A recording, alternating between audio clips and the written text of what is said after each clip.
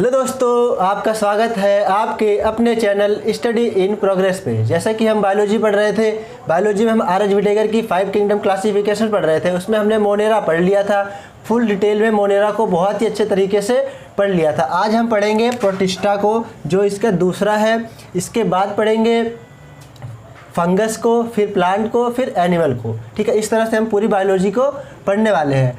ठीक है, तो शुरू करते हैं प्रोटिस्टा जगत यानी प्रोटिस्टा किंगडम।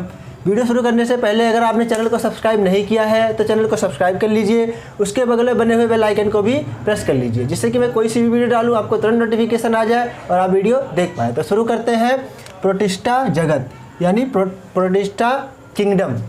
ये आर.एच. विटेकर की दूसरी किंगडम है। आर.एच. विटेकर का दूसरा किंगडम है कौन सा? प्रोटिस्टा जगत यानी प्रोटिस्टा किंगडम। इसमें क्या होता है इसको देखते हैं। इससे बनने वाले जितने भी क्वेश्चन होते हैं ये सारे इस वीडियो में क्लियर हो जाएंगे, तो वीडियो ध्यान से देखना। शुरू करते हैं।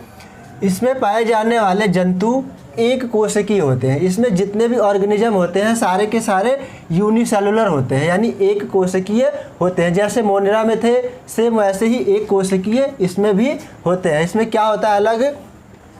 ये जंतु सकेंद्रीय यानी यूकैरियोटिक सूक्ष्म जीव होते हैं। यूकैरियोटिक मोनेरा में क्या था? वो सारे प्रोकैरियोटिक थे, ये सारे के सारे यूकैरियोटिक होते हैं। यूकैरियोटिक और प्रोकैरियोटिक के बारे में मैंने बहुत ही अच्छे से बता रखा है। यूकैरियोटिक मतलब क्या होता है? जिसमें ट्रू न्यूक्लियस होता है और न्यूक्लियर मेम्ब्रेन प्रेजेंट होती है। ठीक है, ये अलग अलग तरह के जीवन वर्गों को प्रदर्शित करते हैं। यह एक तरह का जीवन वर्ग को प्रदर्शित नहीं करते हैं, यह अलग अलग जीवों को प्रदर्शित करते हैं।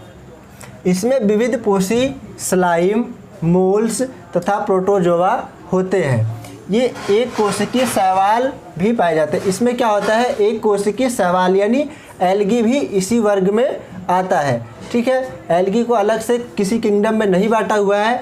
एल्गी किस में आता है? इसके अंदर ही आता है। इसके उदाहरण देख लेते हैं प्रोटिस्टा के, क्योंकि उदाहरण से क्वेश्चन बन जाता है। तो इसका पहला उदाहरण है क्लेडोमोनास। क्लेडोमोनास। दूसरा है अमीबा, फिर paramecium, flagellates, डाइफ्लैजिलेट्स, slim modes, Euglena और प्लाज्मोडियम। उदाहरण से कैसे क्वेश्चन आता है? जैसे क्लेडोमोनास किस जगत में पाया जाता है? तो क्लेडोमोनास किस जगत में पाया जाता है? प्रोटिस्टा जगत में, प्रोटिस्टा किंगडम में पाया जाता है। ऐसे ही अमीबा का आता है। कौन सा ऐसा जंतु है जो प्रोटिस्टा जगत में आता है? वो कौन है? अमीबा। ऐसे ही पैरामीशियम है। पैरामीशियम से कैसे क्वेश्चन आता है कि पैरामीशियम कौन से जगत का है? यह किससे लोकोमोशन करता है? तो ये किससे करता है? सीलिया से करता है। जैसे इसकी स्ट्रक्चर कैसे होती है? ऐसा कुछ पैर जैसी होती है। ठीक है, स्लीपर जैसी इसकी स्ट्रक्चर होती है। इसके ऊपर क्या लगे होते हैं? ये सीलिया लगे होते हैं। इनसे ये क्या करता है? लोकोमोशन करता है इससे, इस सीलिया से। और क्लेडोमोनास किससे करते हैं? ये फ्लैजिला से करते हैं। क्लेडोमोनास कैसे होते हैं? जैसे ऐसे क्लेडोमोनास होते हैं तो इनके क्या होता है? ये फ्लैजिला होता है, इससे ये लोकोमोशन करते हैं। ठीक है, ऐसे ही क्वेश्चन बन जाता है यूग्लिना। कौन सा ऐसा प्राणी है जो पादप जगत और इसके बीच में आता है? ठीक है, तो कौन है? पादप और जंतु के बीच में कौन आता है? पादप और जंतु के बीच की कड़ी है यूग्लिना। यूग्लिना पादप और जंतु दोनों के बीच में आता है। कैसे? ये ऑटोट्रोपिक और हेटेरोट्रोपिक दोनों तरह से होता है। जैसे अगर इसको सनलाइट मिले तो ये ऑटोट्रोपिक हो जाता है, यानी अपना खाना खुद बना लेता है फोटोसिंथेसिस के हेल्प से। अगर इसको सनलाइट ना मिले तो ये अपना खाना नहीं बना सकता, तो ये हेटेरोट्रोपिक की तरह बिहेव करता है। इसका एग्जांपल एक और है प्लाज्मोडियम। प्लाज्मोडियम क्या है? जो मलेरिया की डिसीज़ हो जाती है, मलेरिया बीमारी होती है, तो वो किससे होती है? प्लाज्मोडियम से होती है।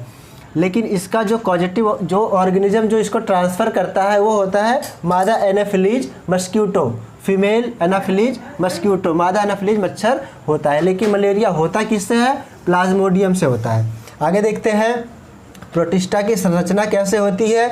इसमें कोशिकाएं एक कला मेम्ब्रेन द्वारा घिरी रहती हैं। इसकी जो कोशिकाएं होती हैं प्रोटिस्टा जगत में जितने भी ऑर्गेनिज्म आते हैं इनकी जो कोशिका होती है वो मेम्ब्रेन से ढकी रहती है। मतलब एक सेल वॉल होती है, उसके नीचे सेल मेम्ब्रेन होती है और उसके नीचे जितने भी सेल ऑर्गेनल्स होते हैं वो सब भी एक मेम्ब्रेन से बाउंड होते हैं, मेम्ब्रेन से कवर होते हैं। ढके रहते हैं।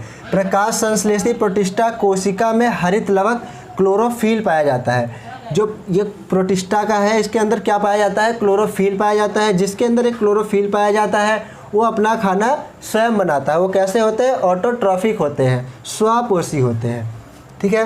प्रत्येक कोशिका में माइटोकॉन्ड्रिया, इसके अंदर जितनी भी कोशिका होती है, प्रत्येक ऑर्गेनिज्म के अंदर जो कोशिका है, कोशिका के अंदर प्रत्येक कोशिका में माइटोकॉन्ड्रिया, गोल्जिकाय, अंतःप्रद्रवी जलिका, केंद्रक, प्लास्टिड्स इत्यादि पाए जाते हैं। क्यों? क्योंकि ये यूकैरियोटिक कोशिका है। यूकैरियोटिक कोशिका के अंदर सारे सेल ऑर्गेनल्स प्रेजेंट होते हैं। ठीक है। गमन कैसे होता है, इनका लोकोमोशन कैसे होता है प्रोटिस्टा का, इनका लोकोमोशन होता है कशाभिका यानी फ्लैजिलेटर से।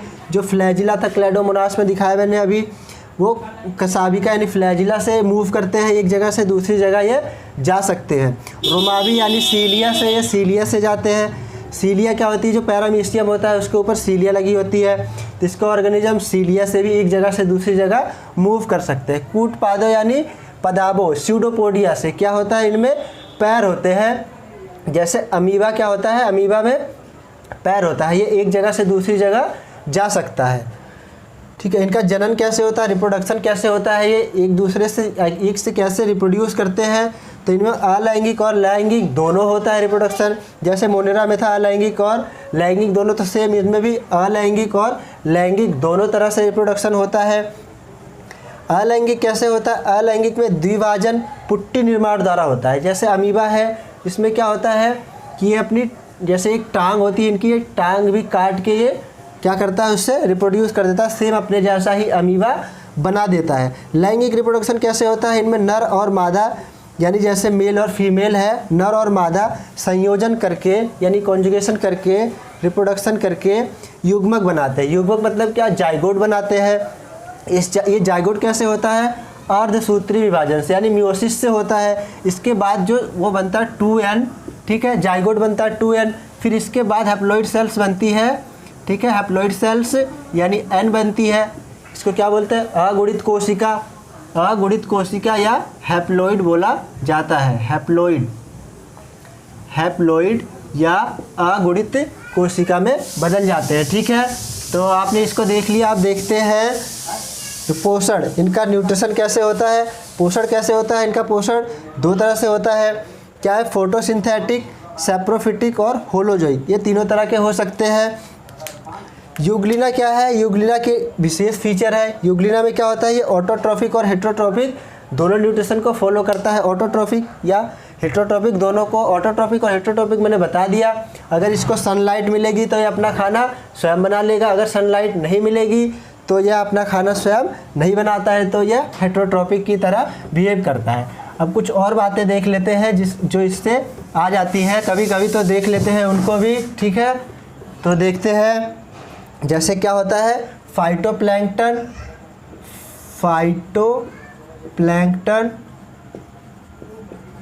और जूप्लैंक्टन। फाइटोप्लैंक्टन और जूप्लैंक्टन। फाइटोप्लैंक्टन क्या होता है, जिसमें फोटोसिंथेटिक हो, फोटोसिंथेटिक प्लस फोटोसिंथेटिक हो, और इसमें क्या हो, सेल वॉल हो और क्या हो, प्लास्टिड हो। क्या क्या हो, फोटोसिंथेटिक हो, सेल वॉल हो और प्लास्टिड हो। तो ये किसके अंदर आ जाएंगे, ये प्लांट के अंदर ये ऑर्गेनिज्म आ जाएंगे। अगर इनमें क्या होगा, नॉट फोटोसिंथेटिक,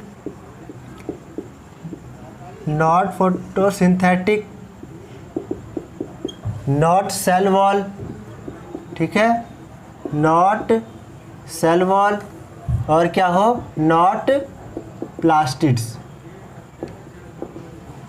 जब इनके अंदर फोटोसिंथेटिक पिगमेंट नहीं होगा, सेल वॉल नहीं होगी और प्लास्टिड्स नहीं होगा, तो ये किसकी तरह बिहेव करेंगे, ये जूप्लैंक्टन यानी जंतुओं की तरह बिहेव करते हैं। अगर इनमें फोटोसिंथेटिक, सेल वॉल और प्लास्टिड होगा तो ये पौधों की तरह बिहेव करते हैं। ठीक है, तो इसको क्या माना जाता है, जो इसके अंदर यूग्लिना आया था, यूग्लिना को पादप जगत और जंतु जगत के बीच की कड़ी माना जाता है। ठीक है, आपने प्रोटिस्टा जगत को बहुत ही अच्छे से देख लिया।